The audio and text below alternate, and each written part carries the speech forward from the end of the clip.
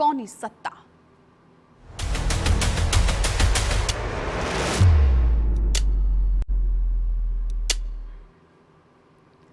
જૂનાગઢ જિલ્લાની 6 નગરપાલિકામાં ચૂંટણી યોજાવાની છે અને મોટા ભાગે ચર્ચા સુવિધાની થાય, પરંતુ વિસાવદર પાલિકા એવી છે કે જ્યાં ચર્ચા રાજકીય ધમાલની વધુ થઈ રહી છે। વિસાવદર નગરપાલિકા સૌથી વધુ વખત કોંગ્રેસ પાસે રહી।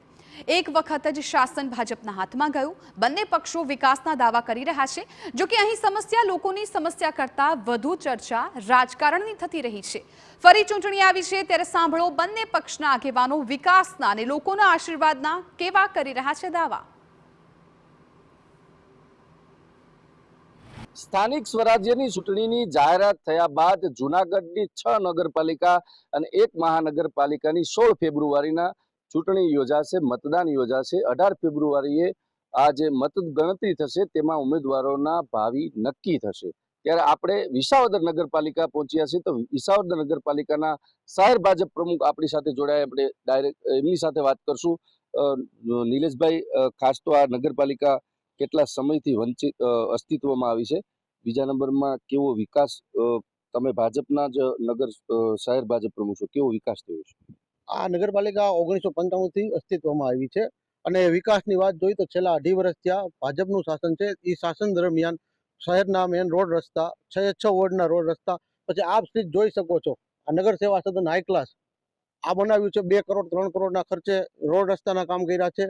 બાકી જે 1995 તમે કીધું એમ 1995 થી અસ્તિત્વમાં આવી છે અને છેલ્લા 2 વર્ષથી આ વહીવટદાર સાહેબનું શાસન હતું। એ પહેલા 2.5 વર્ષ ભાજપે બહુ સુચારુ રૂપે શાસન કર્યું છે। એ તમે અહીંના લોકોને પણ પૂછી શકો છો।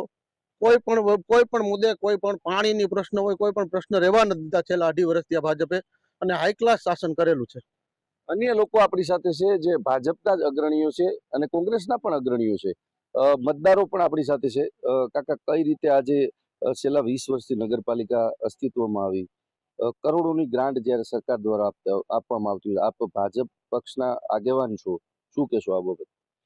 વિસાવદર નગરપાલિકા 95માં અમલમાં આવી ત્યારથી આજ સુધીમાં મેજોરિટી સમય માટે ભાજપે શાસન કર્યું છે। એ દરમિયાન ભાજપે સંપૂર્ણ પ્રમાણે લોક વિકાસના જ કામો કર્યા છે। 6 વોર્ડની અંદર રસ્તાઓ કર્યા છે। આજે તમે વિસાવદર નગરપાલિકામાં એવોર્ડ મળે છે, એટલા માટે જ એવોર્ડ મળે છે કે તમામ વિસ્તારની અંદર રોડ, રસ્તા, પાણી, લાઇટ અને આ નગરપાલિકાનું બિલ્ડિંગથી માંડી અને તમામ લોકોની સુવિધા માટેના કાર્યો, વિકાસના કાર્યો કરે છે અને એને હિસાબે જ આજે લોકો ભાજપ તરફી છે। આપણી સાથે કોંગ્રેસના પણ અગ્રણીઓ છે, કોંગ્રેસના અગ્રણીઓ સાથે પણ વાત કરશું। કરશનભાઈ, જે રીતે આ વિકાસની વાત તો ભાજપ દ્વારા કરવામાં આવી છે, એટલા વર્ષથી શાસન ભાજપનું છે એવો દાવો કર્યો છે, તો આપનું શું કેવું છે? આપ કોંગ્રેસના આગેવાન છો, કોંગ્રેસમાંથી ચૂંટણી પણ લડી ચૂક્યા છો વિસાવદર બેઠક પર, શું કહેશો? ભારતીય જનતા પાર્ટીના આગેવાનો જે કહે છે એ વાત તદ્દન ખોટી છે। 1995 થી જ્યારે નગરપાલિકા અસ્તિત્વમાં આવી ત્યારથી અપવાદરૂપ એક જ વખત ભારતીય જનતા પાર્ટી થોડા સમય માટે સત્તા ઉપર નગરપાલિકામાં આવેલી, બાકી ત્યારથી અત્યાર સુધી કોંગ્રેસ જ સત્તા ઉપર આવી છે। જનમત કોંગ્રેસ તરફી જ રહ્યો છે અને કોંગ્રેસના શાસનમાં ખૂબ મોટા વિકાસના વિસાવદર નગરજનો માટે કામ થયા છે। એમાં સૌથી મોટું કામ હોય તો પાણીનું। પાણી અત્યારે ગુજરાતની અંદર ઉનાળામાં દરેક જગ્યાએ રાડારાડી હોય છે, ત્યારે નગરપાલિકા વિસાવદરની અંદર કોંગ્રેસ શાસિત આગેવાનોએ જે પાણીનું મોટું કામ કર્યું છે એના હિસાબે ખૂબ સારું કામ થયું છે। તેમજ દરેક વોર્ડની અંદર રોડ, રસ્તાઓ, તમામ કામો કોંગ્રેસના શાસનમાં થયા છે। ભારતીય જનતા પાર્ટીનું તો છેલ્લા 2.5 વર્ષમાં વહીવટદારને 2.5 વર્ષ ભારતીય જનતા પાર્ટીએ શાસન કર્યું છે, ત્યારે અત્યારે તમે વિસાવદરની ગલીએ ગલીએ આટા મારો, ગોઠણે ગોઠણે ખાડા છે, ક્યાંય ઠેકાણા નથી। ગટરનું કામ પણ કોંગ્રેસની વખતના થયું છે, ત્યારે એના ઢાંકણા પણ નથી, સફાઈઓ પણ થતી નથી અને ભ્રષ્ટાચાર બેહદ રીતે ભારતીય જનતા પાર્ટી એના શાસનમાં કર્યો છે। આમ તમે જુઓ તો આ બગીચાનું કામ પણ કોંગ્રેસ વખતે થયું છે। રોડ રસ્તા જે કાંઈ કામો થયા છે, આ મંજૂર અત્યારે થયા છે કામ રોડ રસ્તાના, એ પણ કોંગ્રેસના શાસન વખતની જો ગ્રાન્ટો છે। આ લોકો ખાલી ઉદ્ઘાટનો કરવામાં જ માને છે અને ચૂંટણી આવી એટલે તાબડતોબ 2-5 દિવસ પહેલા એના સાંસદને બોલાવી અને નગરપાલિકાનું ને રોડ રસ્તાનું ઉદ્ઘાટન ખાલી કરી નાખ્યું છે। કામો થયા નથી, કામો અધૂરા છે અને આ બધા કામો કોંગ્રેસ વખતે મંજૂર થયેલા છે। અન્ય મતદાર આપણી સાથે છે, એમની સાથે વાત કરશું। જે વિસાવદર નગરપાલિકાની સૌથી મોટી સમસ્યા શું? ભાજપ વિકાસની વાતો કરે છે, તો સમસ્યા, આ સ્થાનિક સમસ્યા હજુ કેટલા કામ બાકી છે, શું કહેશો? વિસાવદરની અંદર સરકારી હોસ્પિટલને તમે જોઈ શકો છો। અહીંયા મુખ્યમંત્રી ગૌશાળાના મેદાનમાં આવીને કહી ગયા હતા 100 બેડની હોસ્પિટલ, પણ હજી એને 24 મહિના થયા તોય એને કાંઈ કોઈ કર્યું નથી. હજી એને જમીન સંપાદન નથી કરીને વિકાસના કામો કહેતા હોય તો પાણી 20 લાખ લીટરના કોંગ્રેસના શાસનમાં થયા છે, બાકી કઈ ભાજપ વાળાએ કે કોઈ કરેલા નથી. બીજી વાત કરવામાં આવે તો રમણીકભાઈ, તમે એક પ્રતિષ્ઠિત ભાજપના જ આગેવાન છે અને આ વિસાવદર છે તે ધારાસભ્ય વિહોણું બન્યું છે, શું કહેશો આ બાબત? તમે ભાજપ પક્ષના છો.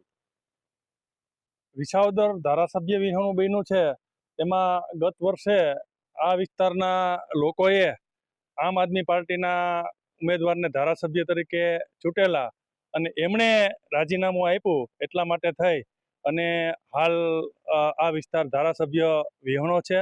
અને બાકી થોડી કોર્ટ મેટર પણ છે. સામેના ઉમેદવાર હર્ષદભાઈ રીબડિયાએ કોર્ટમાં પ્રોસિજર કરી છે, એમને કારણે ધારાસભાની ચૂંટણી હાલ નથી અને વિસાવદર ધારાસભ્ય વિસ્તારથી વિહોણો છે. આ હતા જે વિસાવદર તાલુકાના ભાજપના આગેવાનો અને મતદારો, કોંગ્રેસના આગેવાનો અને મતદારો હતા. ક્યાંક વિકાસ પર થયું છે તો ક્યાંક વિકાસથી વંચિત પર રહ્યું છે. અને હાલ જ્યારે આ વિસાવદર તાલુકો છે તે ધારાસભ્ય પણ વિહોણું છે.